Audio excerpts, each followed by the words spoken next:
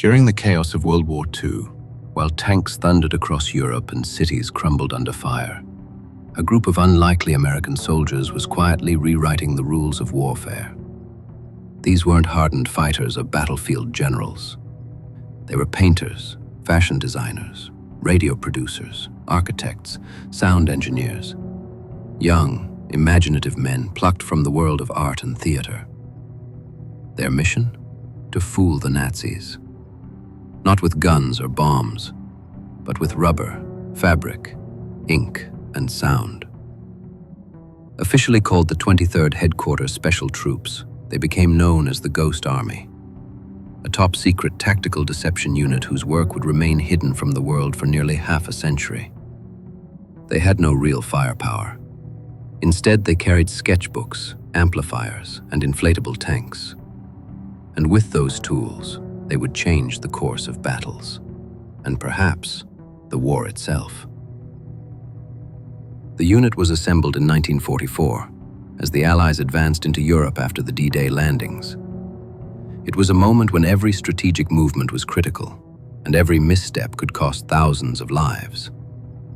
The military needed a new kind of weapon, one that could mislead, misdirect, and confuse the enemy. The Ghost Army was that weapon. These men were tasked with impersonating entire divisions of the US Army, using elaborate deception techniques to convince the Germans that forces were stationed in places where they weren't, or that invasions were coming from entirely different directions.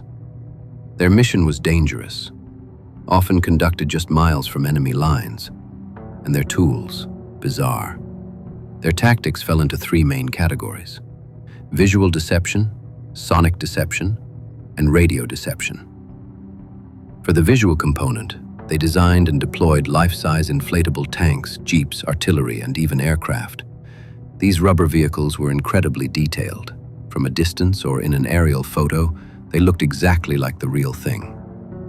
Soldiers would even arrange them with realistic tire tracks and camouflage netting to complete the illusion. Meanwhile, sound deception involved powerful speakers mounted on trucks which blasted pre-recorded battlefield noises, like convoys moving, construction teams building pontoon bridges, or tanks grinding through mud. These sounds could be heard up to 15 miles away and were carefully matched to the terrain and time of day. The radio operators of the Ghost Army were no less brilliant.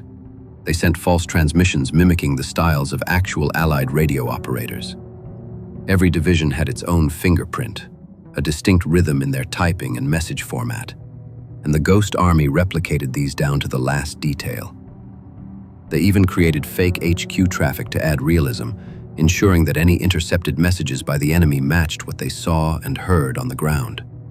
In one of their first operations near the French city of Brest, the Ghost Army played a critical role. The 6th Armored Division had to move quickly to another sector, but if the Germans noticed their absence, it could lead to disaster. The Ghost Army moved in and took their place, with inflatable tanks, fake camps, and looping vehicle tracks to create the illusion of heavy traffic. German reconnaissance planes saw what they expected: an intact American force. The deception worked, and the real unit redeployed safely without interference. It was an early victory for the Ghost Army, and one that proved their methods worked.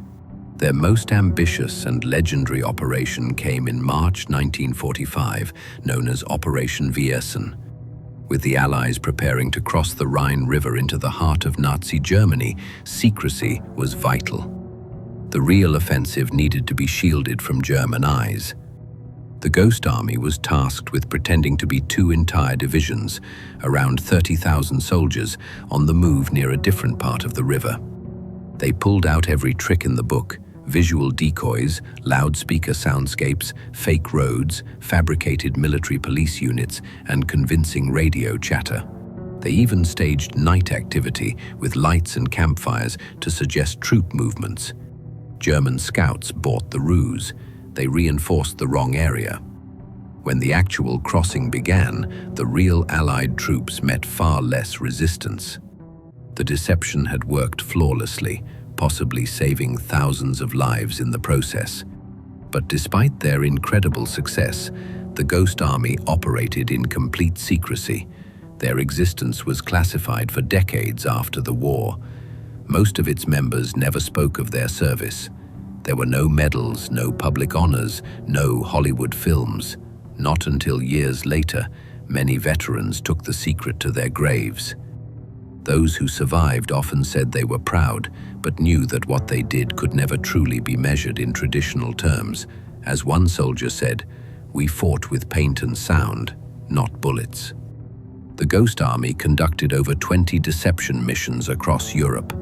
They operated with no backup, often behind enemy lines, and always at enormous personal risk. If captured, they would not have been treated as prisoners of war. They would have been shot as spies, and yet they went anyway. For the mission, for their country, for the men who would live because of what they did. It wasn't until 2013 that a documentary finally brought their story into the public eye, and in 2022, the US government awarded them the Congressional Gold Medal, one of the nation's highest civilian honors. The recognition was long overdue. Today, the legacy of the Ghost Army lives on, not just in museums or history books, but in the very way modern armies think about warfare. Their techniques have inspired modern camouflage, electronic warfare, and psychological operations. They were pioneers in non-lethal warfare, proving that creativity, illusion, and daring could be just as powerful as firepower. They were artists, they were soldiers, they were illusionists in uniform, and they helped win the war without ever pulling a trigger.